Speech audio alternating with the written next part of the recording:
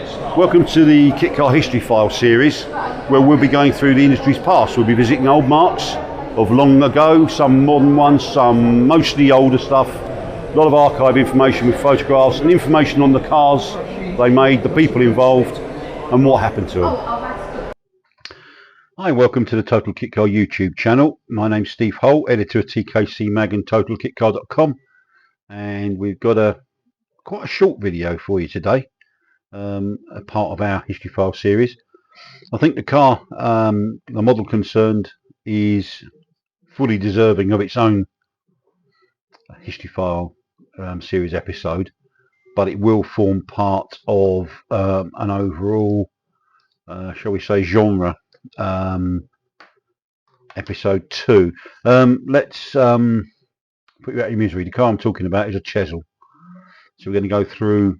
The car's had quite a history, actually, an interesting history, so we'll just cover that off, because a lot of people will maybe assume that one particular manufacturer actually created it, and I realised that Porsche created it in the first place, but you know what I mean in terms of replica form. Before I get any, I think you'll find queries. So let's look at that. First of all, if you haven't already subscribed, please do so. It really will help the channel out massively. It won't cost you a penny, completely free. And I was looking at something the other day, and I think it's about 75% at the moment of people, casual readers who just readers. There I go again. I guess just leave it. You know what I mean. Humour me. Casual readers who just dip in and out without subscribing. So we'd love you to subscribe. We really welcome you coming to the channel to reacquaint yourself, remind yourself, introduce yourself to cars you didn't know existed, really. And there's been lots of them. Anyway, let's get crack on. Chesil first appeared, this might surprise you, first appeared as way back in 1990 really, when it was creation by National Hot Rod Association Hall of Famer, quite deservedly so, a guy called Chris Boyle. If you haven't heard of the name Chris Boyle, have a Google. He could be someone we'll cover in greater detail, indeed in the magazine and on one of our history file series. He's certainly deserving of that. He's had his hands in all sorts of probably custom flavoured, street rod flavoured kit cars over the years, but he is a serious hot rod personality, Chris. Based down in Poole originally. I do believe someone told me the other day that he may have moved to France. I'm not sure if that's true or not, but he's one of the celebrities of the hot rod game in the UK, is Chris Boyle. Anyway, at one stage he had a company, he created a company actually called Street Beetle. As part of Street Beetle, he came up with his take on a Porsche 356 Speedster. Didn't have it long, probably only sold 3 or 4. I think potentially the idea was always to have an exit with that, and certainly ex-Westland helicopter engineer Peter Bailey, who I think once had a Tramp Beach buggy, which obviously was a Beetle fan all the way along the line. I don't know how he came to buy the Street Beetle, but he certainly fancied the Speedster idea, and in 1991 he set up the Chesil Motor Company. Why Chesil Motor Company? Well, you're probably aware, certainly down in Dorset is Chesil Beach, the Jurassic Coast I think they call it. I can't remember how long Chesil Beach is, but it's very long, beautiful beach. And Peter Bailey was based on a family farm, which was literally, you came out of his barn along his driveway, and the road that you will come onto is the Chesil Beach Road. It winds, it's a higher road anyway, and it's beautiful. You get to see, and we used to say to him, crikey, the car, once someone's come to visit you, the car does enough talking for itself, but by crikey, you see the quality of, or see the beauty of the coastline. If you can hear a dog barking, it's nothing to do with me. I'm actually we're dog sitting this week, so the little dachshund is making himself known, protecting the family, of course. Anyway, Bailey kind of did what he did, and productionized the car into a very slick package. You had to shorten the Beetle floor pan, or chassis, I should say. Yeah, you had to shorten the chassis. Do you know what? I should know, and forgive me for the schoolboy error. Something like 15 3/4 inches out of the Beetle frame. Although Bailey supplied a brand new floor pan, along with a new frame head, incidentally. The company, Chesil Motor Company, would modify the standard torsion bar, giving it replacing those that with trailing arms, which gave it the ability to have adjustment. But customers could choose to use a swing axle equipped Beetle, or as most did, one of Chesil's factory IRS independent rear suspension conversions. Again, going down the route of definitely not assuming that everybody knows what we're talking about here. This is not a closed shop. We like to encompass everybody, so if everybody can have an understanding of what we're talking about in these videos, we don't want to speak in code. Everybody's welcome. So IRS isn't, if you're listening in America, it's nothing to do with someone that you have to pay religiously. It stands for, in this instance, independent rear suspension, and that gave better control over rougher road surfaces, and of those in the UK there are many, as you'll know. Bailey also offered what he called a deluxe rolling chassis, which actually used all brand new parts, as well as a reconditioned gearbox, including pedals and a gear lever. In 1996, I think I've even got the prices actually. A swing axle equipped Chesil kit cost £3,519, with the independent rear conversion coming in at £3,989. So I think for the sake of 460 pounds, it was well worth it. And incidentally, Chris Boyle had just used the Beetle wiring loom, whereas Peter wasn't happy with that, so he swapped to a brand new bespoke made one, purpose built for the car. Now Bailey had got motoring, no pun intended, well, pun intended probably, with the Chesil sales, and he sold a good couple of hundred, I would suspect, at least. By the time he decided he wanted to move on to pastures new after 13 or 14 years, and he sold the Chesil operation, and they just became Chesil. There was no Chesil Motor Company, Chesil Speedsters. It was just called Chesil. Sold to a new company in 2004, run by a guy called Angus McCubbin, along with his cohort Jerry Bailey. They did pretty much what Peter had done. They carried on. There was no need to reinvent the wheel, and the Baileys had it down to a T. Really, it was a smart operation.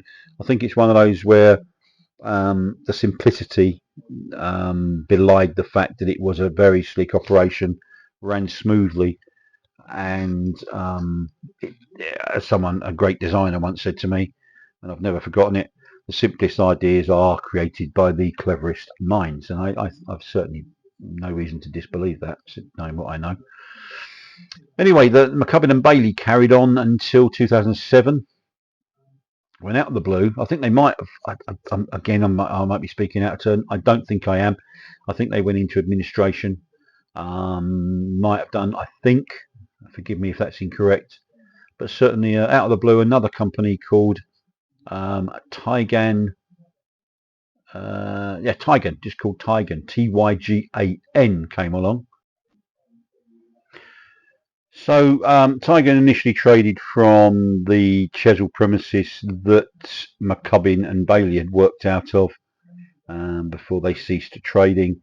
I do believe, actually thinking about it, that they acquired the assets to the company from the receiver, I think. But Tygan was a new company run by a Dorset businessman called Graham Lee. And he came along out of the blue and installed a guy called Julian Hall, who seemed to be running the company on a daily basis. They moved to a brand new premises. Now, again, I can really butcher pronunciations, I'm afraid. I don't mean to murder them. Town called, it's written Beaminster, but I think actually locals call it Beminster, BEA Minster, and that's again retained its Dorset heritage. Really, it was a born and bred Dorset product or Dorsetshire product. Tigan concentrated on fully built cars before they too ceased trading at the end of 2008, and then coming back like a knight in armour was a certain Peter Bailey, and he relaunched his Chesil Motor Company in early 2009, and certainly his return was greeted with great glee by the many owners. One thing Bailey was good was customer service, very good at customer service. He and his wife Viv worked tirelessly at that, and as I said earlier, they made it look simple when it was anything but. And it's no reason, there's no secret as to why the Chesil has become an icon in the kit car industry. Really, there's been many speedsters around, speedster replicas around, but really and truly, if someone sees any speedster, they're automatically, seemingly, going to assume that it was a Chesil. Along with the Caterham 7, Westfield's products, or Westfield as a company, and Dutton, you're probably Chesil is up there in that small handful of companies that kit car or non-kit car people have heard of. There was a major development came along in October 2010. Bailey got things running really quickly and sort of got right back where they got the company up and running again. And he announced a collaboration with an American company called Incarnations, who had come up with an advanced composite chassis, CCT I think they called it, which was an aluminium and polypropylene sandwich that was offered as a high cost option, and generally just got rid of the VW Beetle floor pan, and that meant that alternative and not just Beetle derived engines could be used, which was ideal, Bailey saw, for people who wanted a more sophisticated vehicle with more potential and power and performance potential. Although I don't know if that materialised. Certainly, I think it might have been 2010, 2011. Bailey on his stand showed an Incarnations chassis, or whatever, the CCT chassis that they come up with. It was absolutely a thing of beauty. But I think it was down to cost, really. I think it just didn't materialise. 2012, they were on the move. They moved along. I don't think they moved far from the original old barn Chesil Beach premises. When I say Chesil Beach, they weren't there with the sticker rock and kiss me quick hat stalls and stands and the inflatable ducks and things. No. They were up on the cliff top on the main road that ran above Chesil Beach. Let's just get that straight. And then they moved again. I think they moved along the coastline there, but still as close to Chesil Beach as it's feasibly possible to get. But I think they moved to Bridport, just down the road, in late 2013. And then things changed again, really. The old Westfield, that was the Potenza Westfield. I was aware one day that things were they were interested in adding a new product or products to their standard range, I think, and it was quite clear that Chesil was in their thinking, and so it was in 2019 that they acquired the whole Chesil project, kit caboodle, and ran that until they went into liquidation in, was it 2023? Supplied a few ICE, we mean internal combustion engine cars, i.e. Beetle powered cars, and I think there may have been a couple of electrics, but it all looked like it had fallen over when they went into liquidation, as I say, in 2023. Was it 2022? Could well have been, actually. Time flies when you're having fun. And that looked like the end of not only Westfield but of Chesil, really. The official receiver, I think, or the liquidator, wanted to keep the packages together. He wasn't going to allow anyone to cherry pick one over the other, because clearly I think people could see the writing on the wall that the Chesil in electric form was going to be, and given the what was then the 2030 green switchover, so to speak, it was going to be a very live wire project to acquire, and obvious reasons for that, and understandable. But the receiver stuck to his guns and refused to sell them separately. Enter at this stage a chap called Dr. Nigel Trilk, who specialised in resurrecting companies that are particularly small companies that got themselves into trouble but clearly had lots of potential. And I think an old boss of mine said, you can buy potential, it's on the shelf, loads of potential, fall over potential. It's realising it that is the skill. But clearly Westfield, with what, 18,000 kit sales, was an ongoing concern, with still had loads of potential, and add into that the Chesil.